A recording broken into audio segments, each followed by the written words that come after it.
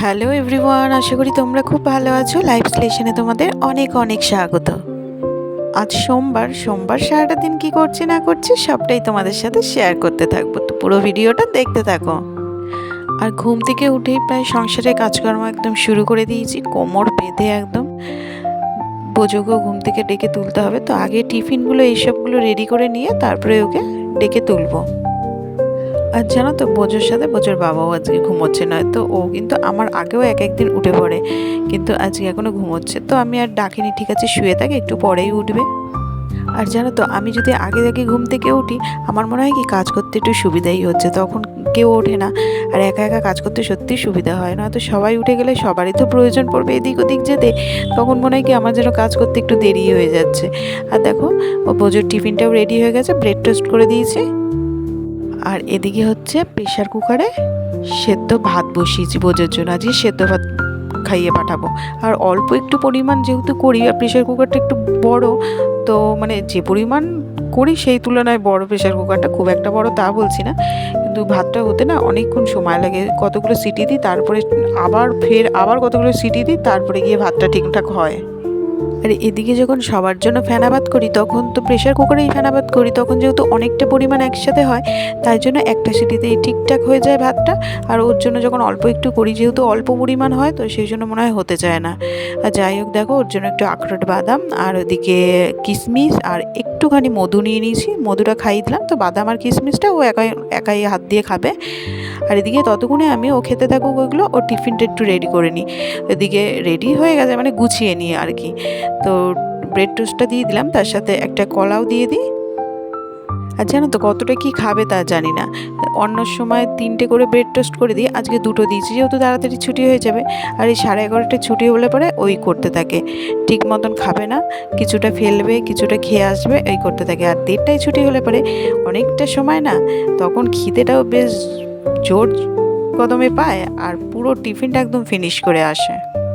Tiffin finish করুক আর টিফিনটা ফেলেই আসুক ঠিকমতো না খেয়ে, সেসব যাই করুক, টিফিনটা কিন্তু আমাদের সময় মতো করেই দিতে হবে।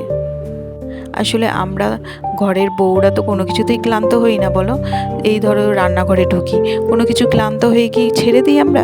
না, সেই জিনিসটাকে আমরা শেষ পর্যন্ত করেই ছাড়ি। এই যে পেঁয়াজ কাটতে গিয়ে চোখ দিয়ে জল বেরোলো, আমরা কি পেঁয়াজ কাটা বন্ধ করে দিই? না, করি না। এই এত গরম পড়ে এক এক সময়, রান্নাঘরে কতক্ষণ ঘন্টার পর ঘন্টা দাঁড়িয়ে দাঁড়িয়ে রান্না করতে হয়, তা বলে কি আমরা রান্না করা ছেড়ে দিয়ে রান্নাঘর থেকে বেরিয়ে আসি? কিছুই তো পারি না ওগুলো করতে, আমাদের দ্বারা সব কিছু হয়। তারপরে যদি মা হই, সন্তানের মা, তাহলে পরে তো আর কোনো কথাই নেই, তখন তো আরও কোনো কিছু যে ছেড়ে সেটা না করে থাকতে পারবো, সেটা তো কখনোই সম্ভব নয়। তাই আমরা কিন্তু সব কিছু করতে পারি। আসলে আমাদের মেয়েদের দ্বারা সমস্তটাই সম্ভব, সেই জন্যই তো আমরা মেয়ে, তারপরে ঘরের বউ হই, তারপরে আবার মা হই, সব কিছু আমাদের দ্বারাই সম্ভব। এদিকে দেখো, অনেক বক বক করলাম, বক বক করতে করতে ঘরের কাজগুলো বেশ গুছিয়ে নিচ্ছি এখন। আর আজকে জল খাবারে ফেনাভাতই করব। তো মনোজকে বললাম যে এই গরমে তো একভাবে রুটি খেতেও ভালো লাগে না, আর তারপরে আম নেই যখন, তখন তো মনোজের খুব একটা রুটির প্রতি ইন্টারেস্টও নেই, তাই জন্য বললাম যে ফেনাভাত করে দেবো। বললো হ্যাঁ করে দাও। তো ডিম সেদ্ধ, আলু সেদ্ধ আর ঘি দিয়ে ফেনাভাতটা বেশ ভালোই খায়, ওই অল্প করেই খায়, কিন্তু এটা সবার জন্য করে দেবো, আমি খাবো না। আমার তো একদম ভাত খেয়ে সকালবেলা, মানে এখন ওই যে বলি না, কাজ করতে খুব অসুবিধা হয়, পেটটা ভরে যায়, তাই জন্য একদম ভাত এসব খেতেই পারি না আমি। তাই জন্য আমি ওই ব্রেড রয়েছে, বোঝোকে টিফিন করে দিয়েছি, তো ওই ব্রেড আর কলা খেয়ে নেবো, ব্যাস তাতেই হয়ে যাবে আমার। আর ওদিকে জামা কাপড় কেচে সব শুকোতেও দিয়ে এসেছি, কিন্তু ওয়েদারটা দেখছি মাঝে মধ্যেই খারাপ হচ্ছে, কখনো মেঘ করছে কখনো রোদ উঠছে, তো বৃষ্টি হওয়ার কথা জানি না, কখন আবার বৃষ্টি নামবে। জামা কাপড়গুলো শুকিয়ে যাক, তারপরে বৃষ্টি হোক, কোনো ব্যাপার না। আর এখন দেখো, দুপুরে রান্নাও বসিয়ে দিয়েছি, লাউ শাক পোস্ত করছি। আগের দিন লাউ শাক করেছিলাম, সেই লাউ শাক কিছুটা ছিল, তো সেটাই আবার করছি, নয়তো নষ্ট হয়ে যাবে, এরপর বেশি দিন থাকলে পরে আবার নষ্ট হয়ে যাবে। আর আজকে জানো তো, পোস্তটা একটু কম হয়ে গেছে, আর পোস্ত দিয়ে কোনো কিছু করলে একটু পোস্তটা বেশি থাকলে পরেই যেন বেশি ভালো লাগে। আর আজকে মনোজ বাজার থেকে কাজলি মাছ নিয়ে এসছে, অনেক দিন ধরে বাজারে কাজলি মাছ খুঁজছিল, তো উঠছিল না, তাই আর আনতে পারছিল না। মনোজ আবার কাজলি মাছ খেতে খুব ভালোবাসে, আমরা সবাই ভালোবাসি মোটামুটি, কিন্তু ও আবার ভীষণ ভালোবাসে। তো ওদিকে কাজলি মাছটাকে ভালো করে মশলা মাখিয়ে এই যে বসিয়ে দিয়েছি। এবারে তাড়াতাড়ি হয়ে যাবে, নরম মাছ তো, আর এক কাটার মাছ, তাড়াতাড়ি এক্ষুনি হয়ে যাবে। একটু ধনেপাতা লাস্টে দিয়ে নামিয়ে দেবো। আর ওদিকে প্রায় ঘড়িতে 11:30 বাজতে যায়, তো বোঝো আসারও প্রায় টাইম হয়ে গেছে। ততক্ষণে রান্নাঘরের কাজটা মিটিয়ে গেলে পরে আমি একটুখানি স্বস্তি পাই, ওদিকে ওকে দেখতে পারবো তাহলে। আর এদিকে দেখো রান্নাগুলো সব কমপ্লিট হয়ে গেছে। এখানে লাউ শাক পোস্ত রয়েছে, তারপরে রয়েছে কাজলি মাছ ঝাল, আর কি কি হয়েছে সেটাও তোমাদের সাথে শেয়ার করছি। এদিকে দেখো কাঁকরোল ভাজা, এটা কতগুলো কাঁকরোল ছিল, আবার আজকে বাজার থেকে কাঁকরোল নিয়ে এসছে, তাই ভাবলাম আগের কাঁকরোলগুলো ভেজেই ফেলি। আর ওদিকে সব সবজি দিয়ে একটা ঝোল রয়েছে, আর তার সাথে রয়েছে আগের দিনের আমের চাটনি রয়েছে, আবার তার নিচে রয়েছে হচ্ছে সেই মোরলা মাছের টক কিছুটা রয়েছে। এই দিয়ে বেশ ভালোভাবেই খাওয়া দাওয়া হয়ে যাবে। আর যে ফল কেটে রেখেছি দেখো, শশা কেটে রেখেছি, নাশপাতি কেটে রেখেছি, আর হচ্ছে পেয়ারা কেটে রেখেছি। আর ভাতের সাথে খাওয়ার জন্য কাগজি লেবুও কেটে একসাথেই রেখে দিয়েছি। চলো, বোঝো তো অনেকক্ষণ হয়েছে স্কুল থেকে চলে এসছে, ওকে স্নান করিয়ে দিলাম, আমি স্নান করলাম, করে এখন ওকে খাওয়াতে বসিয়েছি। তো ওর জন্য একটা সকালবেলা সবার জন্য ডিম সেদ্ধ করেছিলাম, ওর জন্য একটা ডিম সেদ্ধ করে রেখে দিয়েছিলাম। তো এখন দুপুরবেলায় ভাতের সাথে একেবারে নিয়ে নিয়েছি, তো ডিমটাও খাইয়ে দেবো। তো ডিমটা আগে মুখে ধরেছি বলে হেসে ফেলেছে, কারণ হচ্ছে গোটা ডিম একেবারে ধরেছি, আর কুসুমতে খেতে চায় না একদমই। তো কুসুমটা যেই মুখে পড়েছে, মানে ও ভাবছে মা মজা করছে, তাই জন্য একটু হেসেই দিয়েছে। তো দেখো খাওয়া দাওয়া প্রায় সবারই হয়ে গেছে, এখন ফল নিয়ে বসেছি। আমি যখন ফল খেতে বসি তখন বোঝোকে একেবারে বাটিতে করে আলাদাভাবে দিই, ও একেবারে খেতে থাকে, আমিও খেতে থাকি। তো চলো এখন আবার বিকেলবেলা ফিরে আসলাম। বিকেলবেলা ঘুম থেকে উঠে একটুখানি কাজ বাচ্চা থাকে টুকিটাকি, সেগুলো সেরে নিয়ে এই যে এখন বোঝোকে খাওয়াবো। প্রথমে 4টে বিস্কুট জলে ভিজিয়ে খাইয়ে নিয়েছি, এবার আলাদাভাবে হরলিক্সটাই দুধে গুলে খাইয়ে দেবো। আর ওদিকে ঘড়িতে প্রায় 5টা বাজতেই যায়, পড়তেও চলে আসবে, আর 5:30টার সময় বোঝোর আবার যোগা ক্লাস আছে, তাই ভাবছি একটু আগে আগে খাইয়ে দিলে পারে ভালো হবে, নয় একদম ভরা পেটে থাকলে পারে ওরও গিয়ে যোগা করতে অসুবিধা হবে, তাই জন্য একটু আগে আগে খাইয়ে দিচ্ছি।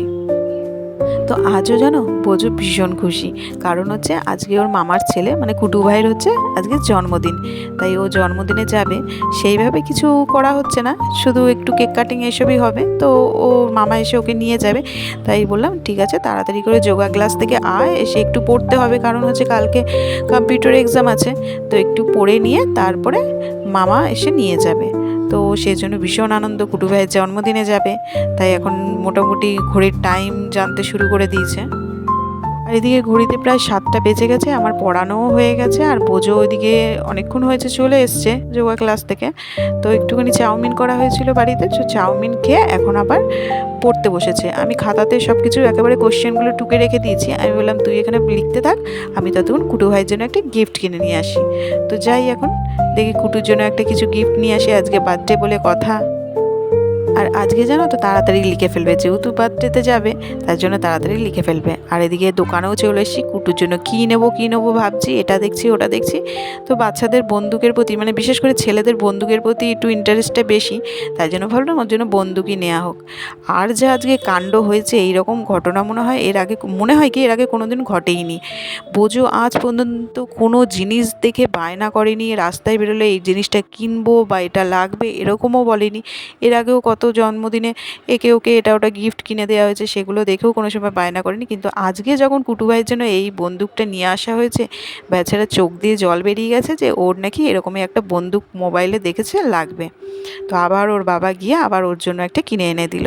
আর এদিকে ভাই বোঝোকে নিতে এসেছিলো, তখন একেবারে আমাদের বাড়ির সবার জন্য আবার খাবারও নিয়ে এসছে, ফ্রাইড রাইস নিয়ে এসছে, এখানে অনেকটাই পরিমাণ রয়েছে, আমাদের 4 জনের হয়ে যাবে, আর বোঝো তো ওখান দিয়ে খেয়েই আসবে একেবারে। আর এদিকে রয়েছে পায়েস রয়েছে, এখানে চিকেন রয়েছে, তারপরে ওদিকে মিষ্টি রয়েছে। খুশি বোঝে চলে এসছে মামা বাড়ি থেকে, আর আমরাও খাওয়া দাওয়া করে এই জাস্ট উঠলাম। আনন্দ হয়েছে মামা বাড়ি গিয়ে? কুটু ভাইয়ের জন্মদিন গেল না, বোঝের জন্মদিন গেল, বোঝা গেল না, ওরও গিফট হয়ে গেল কত কি। তো চলো অনেকটা রাত হয়ে গেছে, প্রায় 11টা মতন বাজে, হ্যাঁ 11টা বাজে। আজকের মতো ভিডিওটা এখানেই শেষ করছি। যদি ভালো লাগে থাকে অবশ্যই কিন্তু লাইক শেয়ার অ্যান্ড সাবস্ক্রাইব করে দিও, আর ভিডিওটা কেমন লাগলো অবশ্যই কমেন্ট করে জানিও। আবারও ফিরে আসছি নতুন কোনো ব্লগের সঙ্গে, ততক্ষণের জন্য টাটা, বাই বাই।